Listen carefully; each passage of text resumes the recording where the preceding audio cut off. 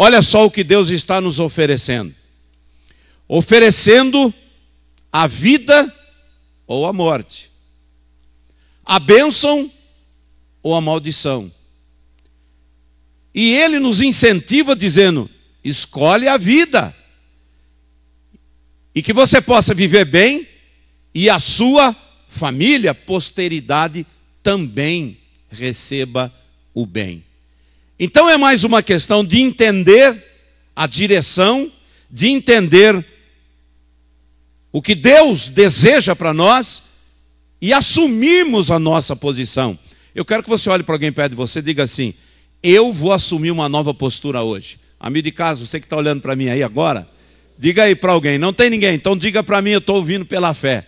Eu vou assumir uma nova postura hoje. Isto. Título da minha mensagem. A decisão é nossa. Vida ou morte. Nós é que iremos decidir. A decisão é nossa. Vida ou morte. Que Deus abençoe os irmãos. Os irmãos podem se assentar por gentileza.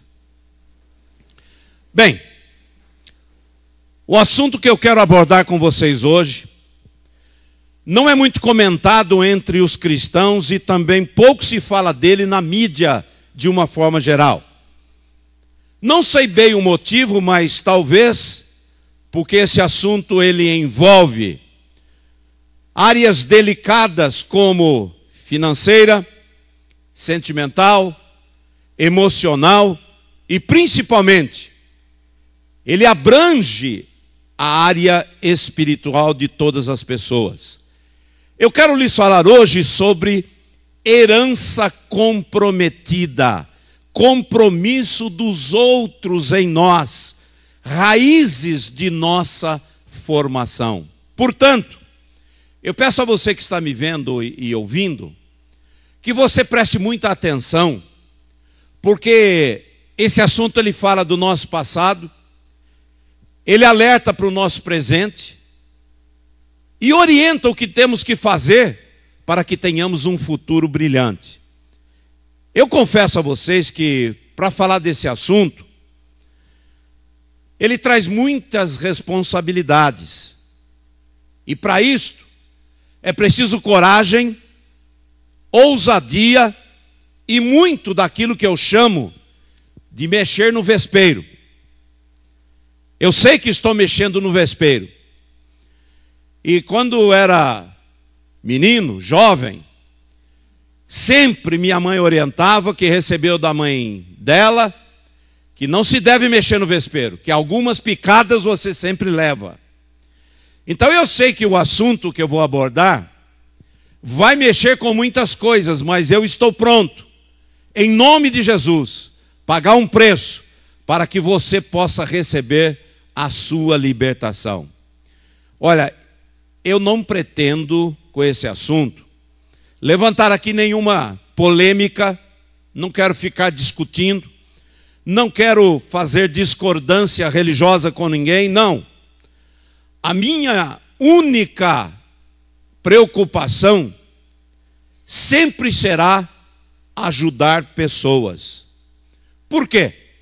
Porque depois de todos estes anos ministrando quebra de maldição, libertação, cura interior, eu descobri que muitos resultados, consequências da vida de pessoas hoje, são frutos de situações antecedentes, pactos, forças atuantes do passado, e eu já detectei e já constatei, nestas muitas experiências que tive no decorrer desses anos, que existem pressões externas antigas, fatores paranormais envolvidos que fogem, estão um passo além dos nossos 5 sentidos, da linha do visível. E olha aqui, meu irmão, estas forças muitas vezes são as responsáveis por estes acontecimentos desagradáveis sobre pessoas hoje. Mas não para aí. Muitas vezes sobre religiões, instituições, sobre fortunas, e afirmo agora a vocês que o que mais me preocupa é que estes fatos envolvem também famílias, estados e até mesmo países. Por isso que quando eu ministro esse tipo de assunto, guerra espiritual, eu sei que ele por si só já aponta para heranças, hereditariedade, compromissos desconhecidos, e estas atuações, na maioria esmagadora das vezes, envolvem o que fomos, o que somos e o que nós iremos ser. Por favor, olhe para mim. Todos nós, sem exceção, não podemos colocar em risco valores como família, conquistas, espiritualidade, progresso e o nosso crescimento financeiro, emocional e patrimonial. Que foi que eu falei? Há coisas que você pode chutar resultados, tentar fazer alguma coisa, mas penso eu que certos valores em nossas vidas e em nós não podem ser colocados em risco. Eu acho que falar de família é falar de algo sagrado. Falar de conquistas é falar de sonhos. Falar de progresso é falar da sua caminhada. Falar de espiritualidade, então, misericórdia, todos nós precisamos desesperadamente. E é evidente que uma pessoa que não tem essas 4 qualidades ou qualificações, ela não cresce financeiramente, emocionalmente, nem patrimonialmente. Muito bem. Eu posso te afirmar que estes fatos que citei aqui, junto com muitos motivos que ainda não vieram ao nosso conhecimento, são eles exatamente que levaram Deus, eu não tenho dúvidas, a nos especificar na palavra dele como o seu exército. Que foi que eu falei? Eu falei que foram exatamente estas coisas que não estão muito claras em nós e em nossas vidas, pois foi exatamente por causa destas situações que Deus, na sua palavra, nos especificou como seu exército.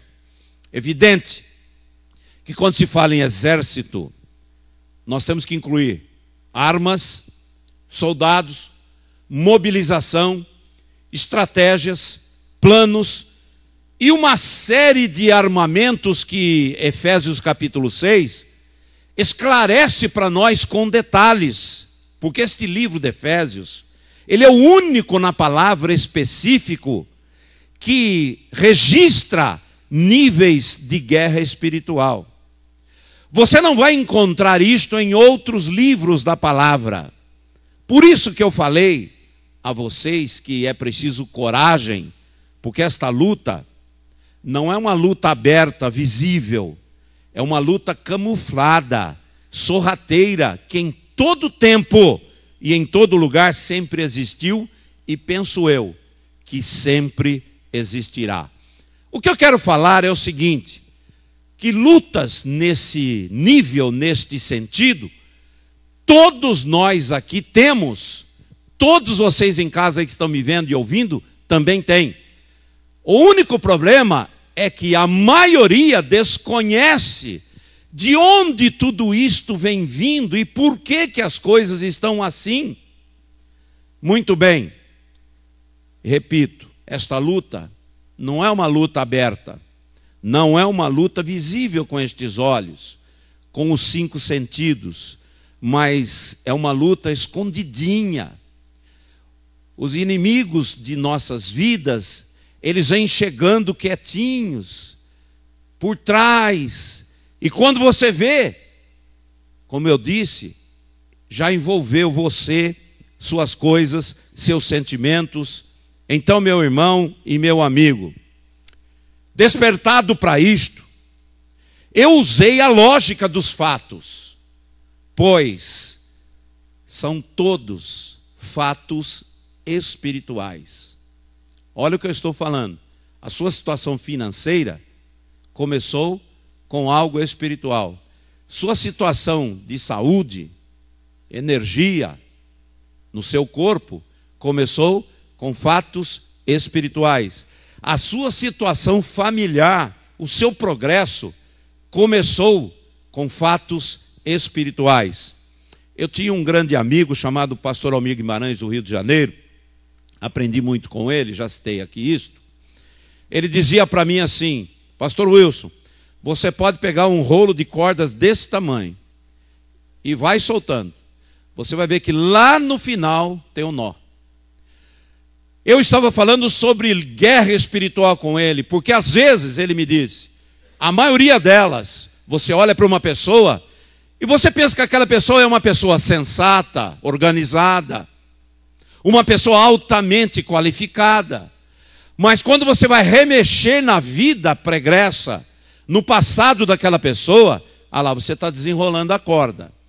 E de repente você vai ver lá no final um nó, uma confusão muito grande que contradiz a situação atual, muitas vezes dos gestos, das maneiras. Às vezes uma pessoa muito educada, muito balanceada, hoje. Mas no entardecer, no escurecer, as coisas mudam sem o nosso controle. Repito, despertado para isto, eu usei a lógica dos fatos, porque são todos espirituais. E aí eu acabei entendendo melhor a nossa dependência da orientação de Deus, porque tudo isso está ligado a nós e a nossa raiz de formação, ou seja, genealogia. Ai, pastor, isso já estou ficando com medo. Não fique preocupado. Deus tem planos para nós de libertação. Diga amém aí. Diga amém aí, irmão. Amém. Bem, se Deus tem planos, então vamos a eles. A primeira coisa que você precisa saber é que nós não estamos sozinhos nesta guerra. Diga amém. Pastor, quem que está comigo? Eu vou dizer. Gênesis capítulo 32, nos versos 1 e 2, diz que Jacó seguiu o seu caminho e os anjos do Senhor o encontraram. E quando Jacó os viu, disse: esse é o exército de Deus. Meu amado e querido irmão, nós não fomos esquecidos. Nós não fomos abandonados nesta vida e nem nesta nossa situação. Diga amém.